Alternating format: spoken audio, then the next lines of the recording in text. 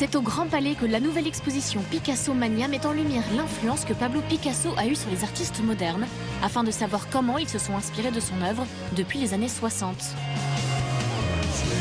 Du pop art à l'art contemporain, c'est en exposant les toiles de Picasso aux côtés de ses héritiers que des parallèles, des échos et citations se dessinent.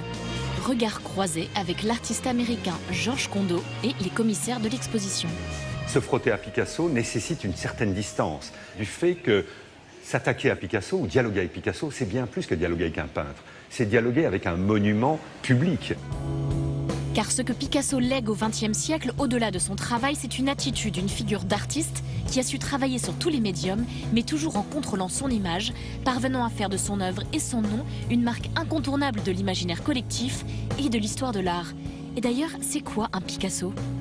Picasso, c'est quoi? C'est généralement une tête qui a été vrillée, où les yeux sont parallèles ou superposés, enfin quelque chose qui donne le sentiment d'un face-profil également, qui fait partie de ce vocabulaire. Elles sont déformées à la fois parce qu'elles peuvent éprouver, elles, éventuellement la douleur, ou par ce que Picasso éprouve à leur sujet. C'est-à-dire que la monstruosité, la déformation chez Picasso, elle est à la mesure de l'intensité des émotions ou des idées qui traversent l'artiste et la figure.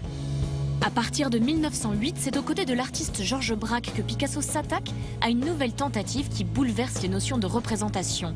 Ils veulent peindre la réalité non pas telle qu'on la voit, mais telle qu'on la perçoit.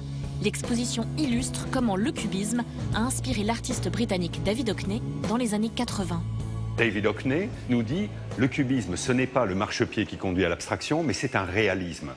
Et il va réaliser une série de photomontages avec un appareil Polaroid, évidemment avec un appareil photo, donc avec l'enregistrement a priori le plus fiable et le plus précis du réel. Et il va montrer que le cubisme, c'est bien un réalisme et que c'est un moyen inventé par Picasso pour aller au plus profond dans la restitution du réel dans toute sa complexité.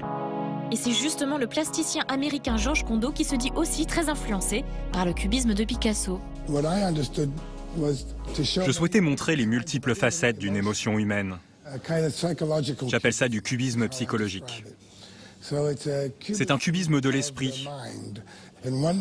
Et dans une peinture, une figure peut évoquer à la fois l'hystérie et la contemplation, la joie et la rage en même temps.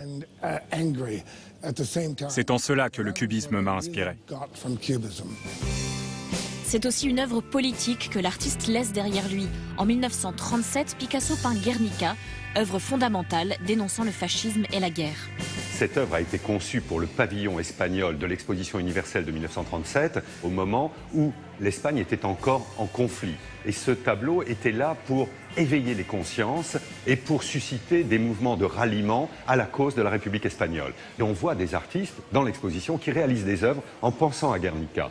Adel Abdesemed est un artiste qui a beaucoup travaillé sur la notion de sacrifice.